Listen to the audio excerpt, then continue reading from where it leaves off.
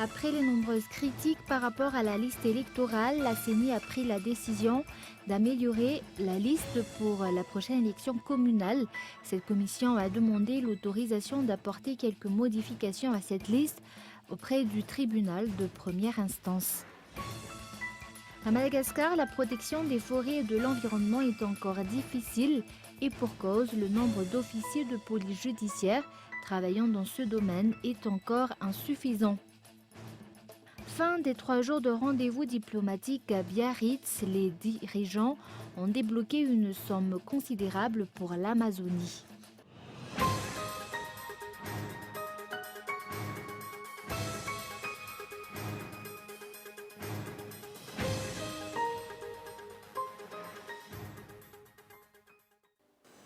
Bonsoir à tous et bienvenue dans cette nouvelle édition du journal en version française sur Cool TV. À la une, après les nombreuses critiques par rapport à la liste électorale, la CENI a pris la décision d'améliorer la liste électorale pour la prochaine élection communale. Cette commission a demandé l'autorisation d'apporter quelques modifications à cette liste auprès du tribunal de première instance. Reportage. Quelques problèmes ont été relevés par rapport aux listes électorales utilisées au cours des 2 dernières élections. Des électeurs présents sur la liste lors du deuxième tour de l'élection présidentielle et pourtant n'ont pas été présents dans la liste électorale utilisée au cours de l'élection législative. La CENI est actuellement en attente de la décision du tribunal de première instance afin de pouvoir rectifier ces erreurs. Ce tribunal est l'autorité compétente qui est apte à décider des mesures qui peuvent être prises par rapport à la liste électorale tant que la période de la révision annuelle de cette liste n'a pas encore débuté. Ceux qui ont une carte d'électeur mais qui ne sont pas présents sur la liste électorale, ceux qui ont pu voter au cours de l'élection présidentielle mais qui n'ont pas été sur la liste pour l'élection législative, la CENI a pris des mesures pour vérifier où ces électeurs doivent voter et les inscrire dans le bureau de vote où ils devraient se trouver. Il ne s'agit pas d'inscrire de nouveaux électeurs sur cette liste, mais plutôt de replacer les personnes déjà sur la liste. Mais pour cela, il faut une autorisation du tribunal de première instance.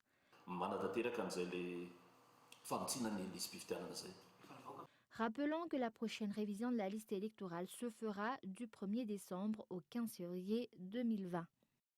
La première session de la Cour criminelle ordinaire au niveau du pôle anticorruption qui a débuté le 7 août dernier prendra fin demain. 12 affaires en tout ont été traitées au cours de cette première session, dans les affaires impliquant Claudine Razay Mahmoud, femme d'affaires proche du pouvoir Razonar Mampian, qui a écopé de 7 ans de travaux forcés et d'une amende de 100 millions d'ariars. On retrouve également l'affaire impliquant Marie-Jocelyne Léonard, Razaf Njapa Kwarsan, propriétaire de l'entreprise Beta, accusée d'un détournement de fonds et un montant de 140 milliards d'ariars au cours de la période du gouvernement de Sultan Jassan Olivier Mahafal. Un ordre d'interdiction de sortie du territoire, d'arrestation et de détention a été publié pour Marie-Jocelyne Léonard. Elle a également été condamnée à 5 ans de travaux forcés. Rappelons que le régime actuel compte appliquer la politique de tolérance zéro en matière de corruption. Et sur un tout autre sujet, une rencontre a eu lieu entre l'ambassadeur des États-Unis à Madagascar, le directeur général de l'USAID, Marina Rakoutinian, directeur de l'agribusiness au ministère de l'Agriculture, de l'Élevage et de la Pêche et des représentants des responsables des projets financés par les États-Unis. De nombreux points ont été abordés au cours de cette réunion, notamment les projets portant sur l'agriculture. Reportage de Gaëtan Indjenslav. Les États-Unis collaborent étroitement avec Madagascar et les agriculteurs malgaches dans le secteur agricole afin d'améliorer les rendements du pays, atteindre l'autosuffisance alimentaire et développer le secteur de l'agriculture. Tels sont les principaux objectifs fixés.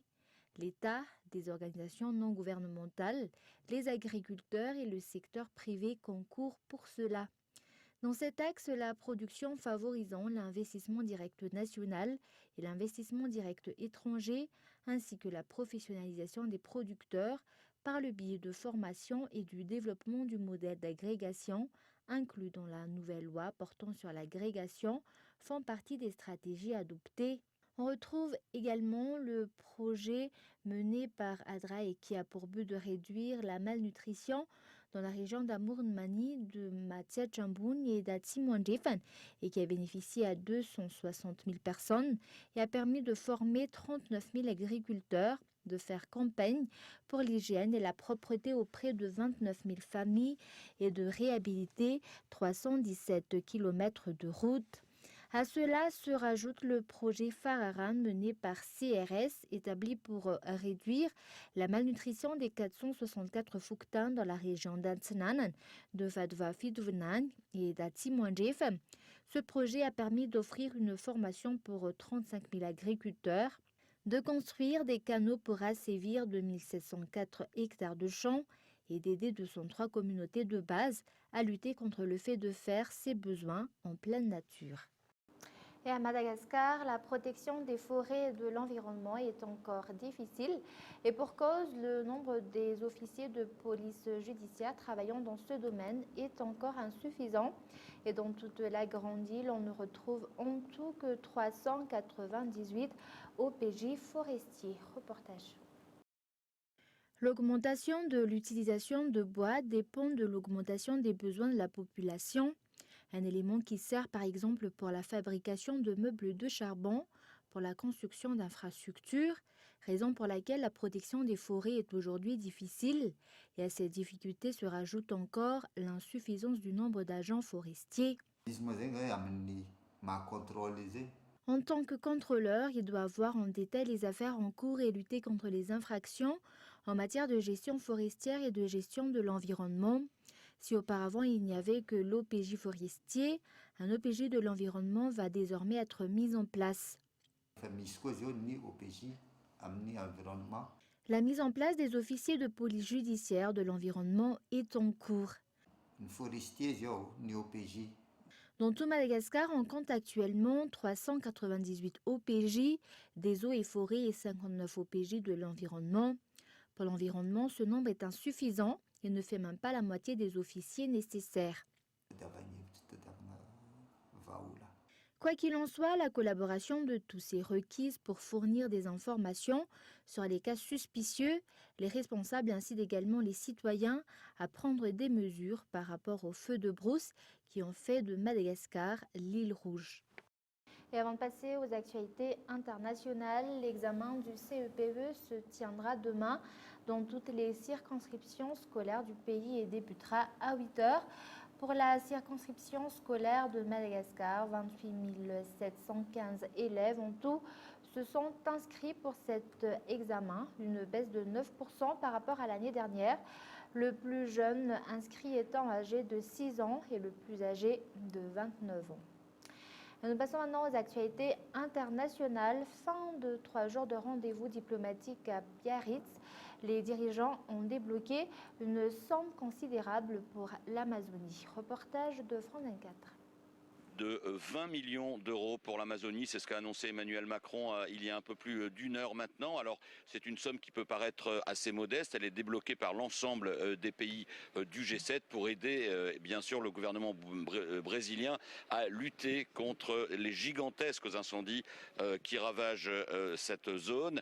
Ça c'est pour les mesures immédiates, urgentes, 20 millions plus l'envoi d'avions bombardiers d'eau pour évidemment lutter contre ces feux, mais à plus long terme, a dit le président français, il faut réfléchir absolument à une initiative sur l'Amazonie qui prévoit notamment une reforestation de cette zone qui est donc un des poumons de la planète.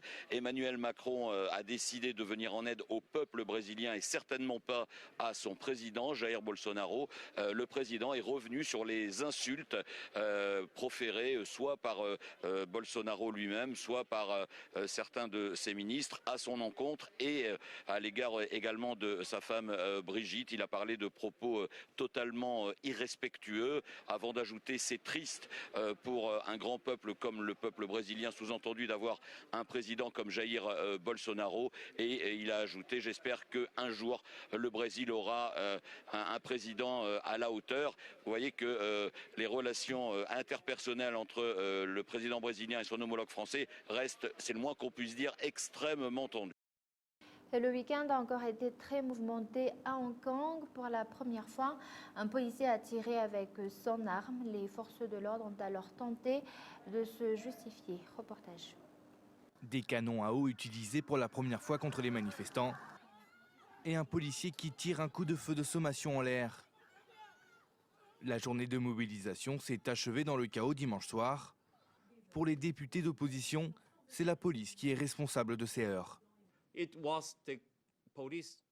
Ce sont les policiers qui ont bloqué en premier la route. Il n'y avait pas de comportement violent chez les manifestants. Il n'y a eu aucune casse et aucun citoyen de Hong Kong n'était blessé. Mais la police explique avoir fait un usage approprié de la force. La vie de nos collègues était menacée et après des avertissements répétés, 6 policiers n'avaient pas d'autre choix que de sortir leurs armes pour se protéger. Un officier a tiré un coup de semonce dans le ciel, mais personne n'a été touché. 36 personnes ont été arrêtées. La plus jeune n'a que 12 ans. Elles sont accusées de participation à un rassemblement illicite et d'agression sur des agents de police. Mais les protestataires ne semblent pas être découragés pour autant et prévoient de nouvelles manifestations, toujours pour réclamer des réformes démocratiques. Le territoire est plongé dans une crise depuis plusieurs mois et la situation est dans l'impasse. De l'autre côté de la frontière, l'armée chinoise laisse planer la menace d'une intervention militaire pour réprimer le mouvement. Et avant de se quitter, un rappel des grands points de ce journal. Après les nombreuses critiques par rapport à la liste électorale, la CENI a pris la décision d'améliorer la liste électorale pour la prochaine élection communale. Cette commission a demandé l'autorisation d'apporter quelques modifications à cette liste auprès du tribunal de première instance.